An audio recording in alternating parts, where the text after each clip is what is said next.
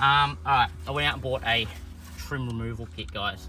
I started pulling some of these trims off last night and realised that I may have broken one. So that's super glue drying in the sun right now. I'm going to try and remove the rest of these carefully. Recommend to probably get something like this. Yep. And I bet you there's a screw there. Yep, it's a nut. 13mm mate out. I'm on doctor's duties not to leave to go anywhere. I have to stay home and close to civilization due to some recent discoveries of mass amounts of pain. I think I've got a pinched nerve or something's going on, but so I'm spending the weekend doing other things I can do on the Shark until my CT arrives. And one of them includes trying to get the Starlink mounted from the roof into my front switch panel. Oh, even just doing this really hurts. Jesus. Maybe you should be filming. Maybe. Do you want to do this? Not really. I asked my wife, I said, you can pull the trim apart. And she goes, I don't know if I can be under that much pressure. That's what she said. Now the good news is, thanks to Byron at Savage, he's given me an idea of how I'm going to be able to run these cables. I thought it might be easier if I went down to where our hoist is, down at Bass, but we had to do some stuff at the office. How would this be easier putting it up on a hoist? Oh. No, it's there. Where? It's right there. Because when I push the cables through the grommet to go under the car, I now you get under the car to find them. Yeah, it makes sense. But this car is already quite tall, so putting it on a hoist. I'm hoping. Now, that was the one in question. Now you got to pull this trim away from the car.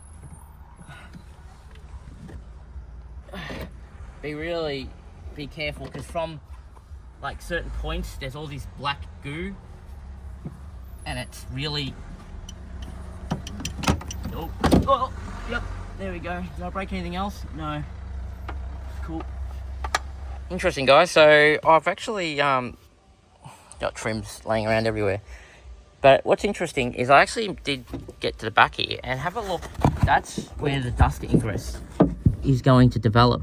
That's the only dust point inside the cabin where I've seen dust come in, and this would be due to negative pressure inside the cabin.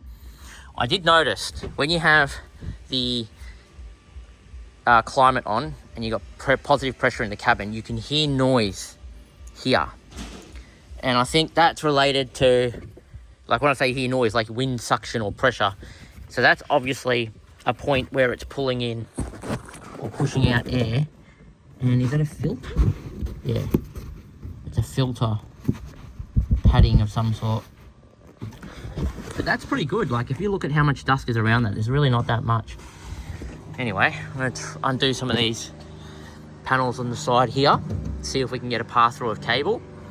I've also got a bunch of 240 appliances: kettle, toaster, induction cooker, hairdryer.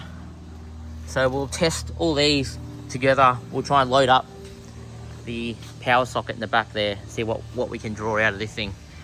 So even though this is all coated, I've noticed that these bits were coming off, obviously, and that's because they've coated it after. But even when you're ripping this off, you got to be careful not to upset the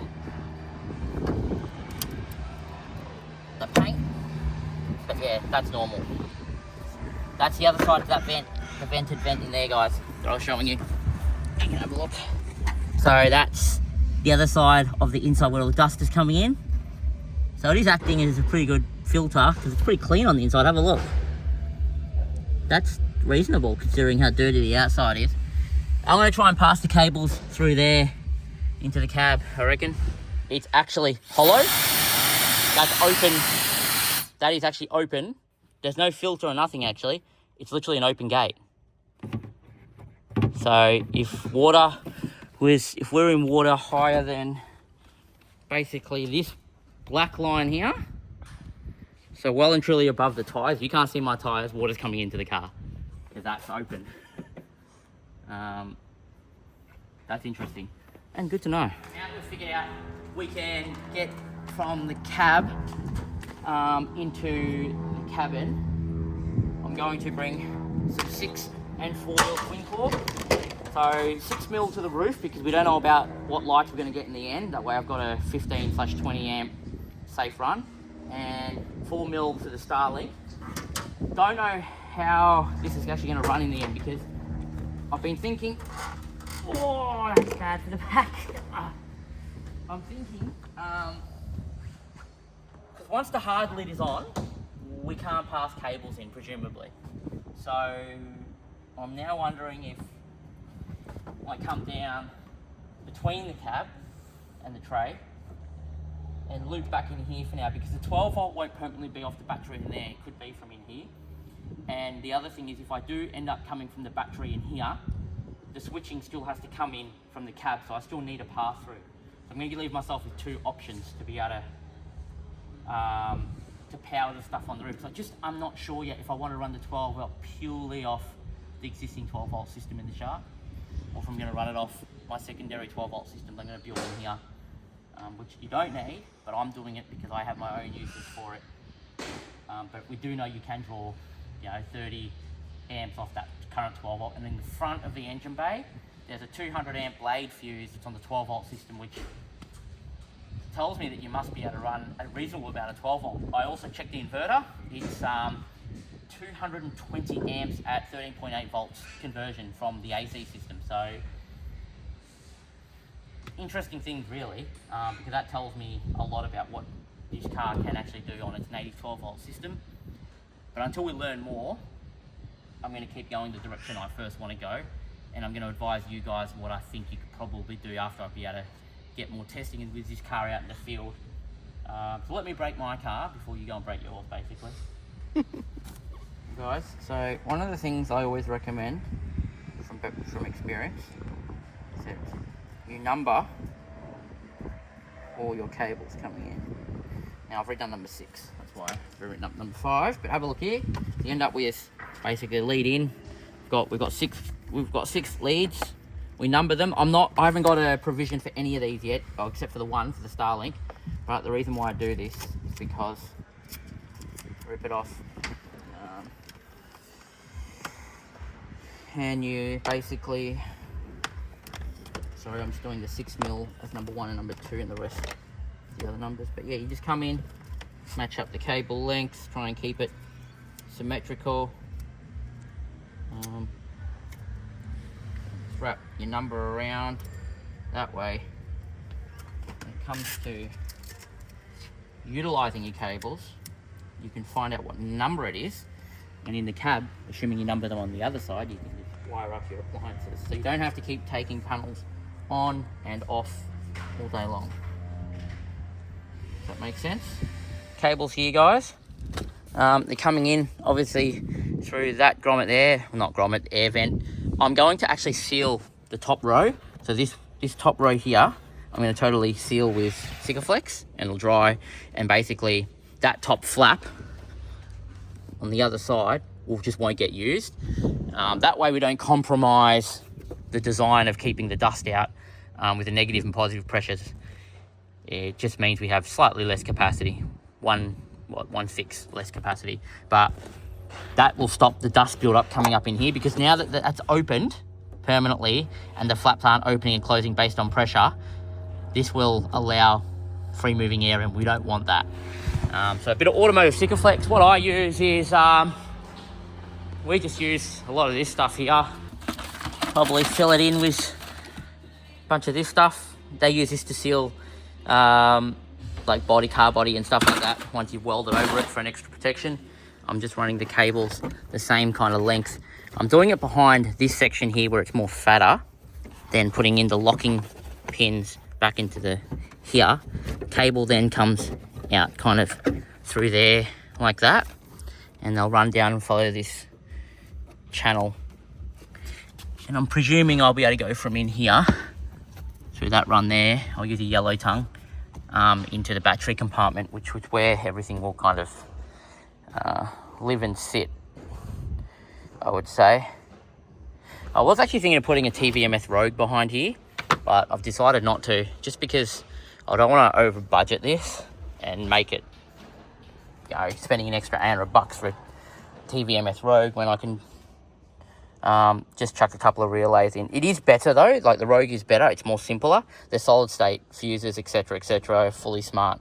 But since I've got my switches up at the top there, and I'm only going to have 4 of them, begs to say, well, I'm only running all these extra cables just in case, so I've got them ready in here and I can utilize them, and then I'll deal with whatever the outcome is in the end.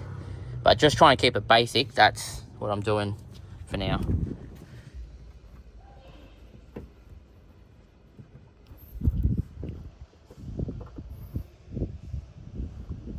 Anyone's wondering, this is kind of crazy, but believe it or not, we do a lot of this stuff in caravan, so it's a very common practice in like caravan applications. So I'm going to give this opportunity to surface dry, because otherwise if I let this material touch the white stuff and it surface dries, the material will get stuck to it. So let's chuck a fan in there, I reckon. Can't find a path from here to here. I've got the cables all neatly marked, running back to the junction. I've put underneath the back seat. I'm going to try and get all 4 of these cables, pairs. I mean, technically I only need 2 pairs, 3 pairs, because one's a positive, one's a negative, and the others can be all positive signals. But depending on the light switches, some light switches have like a backlight for when it's night time, you just want to be able to see it, and then when you press it, it shows you it's on. So it depends how detailed I want to make the actual like Starlink button. Is that not? Okay, whatever. So, but I've got to be able to get the cables up here, and I'm not seeing a path, which is very annoying, because I'm actually not sure where else. I really don't want to take the roof liner out. It means I have to take all this stuff off. That just sounds not fun. Oh my god, I actually got it. So now I'm just going to pull cables in on that run, and that'll have to do. So the way I'm doing this is, I've obviously had my cable run to here, and then I've got one cable through underneath past these 2 plastic pins, so they're coming out here, and I'm using the first run then to pull the next cable through. You see that? So this cable basically follows up where this cable is here,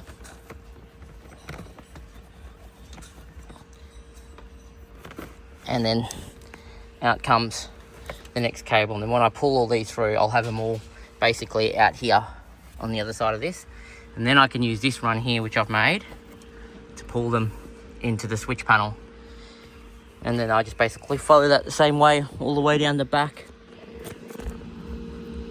underneath the plastics and all the way through the cavity at the back into the tub.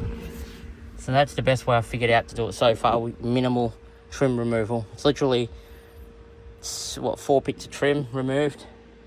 We'll see what it looks like once I'm done. I'll pull the rest of these through and we'll see how we go. Alright, so if we're looking at the run, trim's back on, the cables are all behind, and they're all coming out to here now. So I've got 4. One will act as a master negative positive for nighttime, like for nighttime backlight for the buttons, and the other 3 will be used for signaling. So the relays down the back. So that's pretty good. That's done. So now I've just got to tidy the rest of this up, and then I can play up here. Like anything, guys, you're always better off using a yellow tongue to try and find your way in. I'm just following the existing cable runs. I'm going to pull all the cables in this way. Alright, so all the cabling, all the seals and everything's kind of back together. Can't even really tell. It actually came apart and went back together really well, surprisingly. Same for the front. The front's kind of all back together. Still got that out because that's linked. Just want to do some testing before we close things up. So now I've just got to loop up these cables, put the ones I'm not using at the moment aside, and just grab the 2 runs that I do need. And that's pretty much it for today. If you have any questions, guys, feel free to chuck a comment below. And we'll get this Starlink hooked up on the roof. Well, guys, this is what's underneath the back seat. I've taken the cover off just to have a look. That's your bus bar to your positive, your negative. It looks like it's interesting because I don't know why you would have a 60 amp max battery, but he's got, I mean, this has a maximum 100 amps, 80 amps, 100 amps, 300 amps output. How would you have a 300? Unless that positive there runs to the inverter down there, which is what charges it, which does the conversion of 12 volts from the high voltage system, which is possible.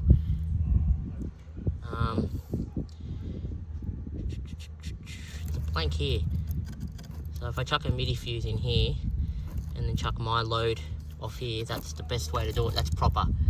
I like it like tic-tac-toe. Every step we take is tic-tac-toe. I like you like tic-tac-toe. Every step we take is tic-tac-toe.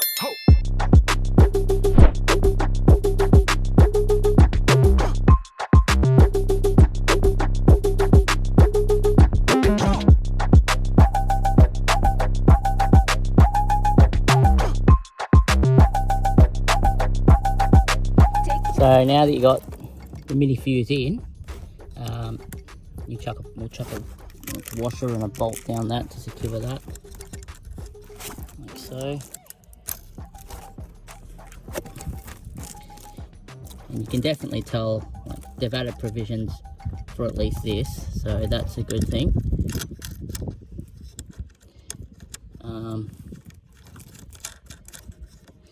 I'll tighten that up in a second, but this is just to give you an idea, and then I'll run my positive loads off that.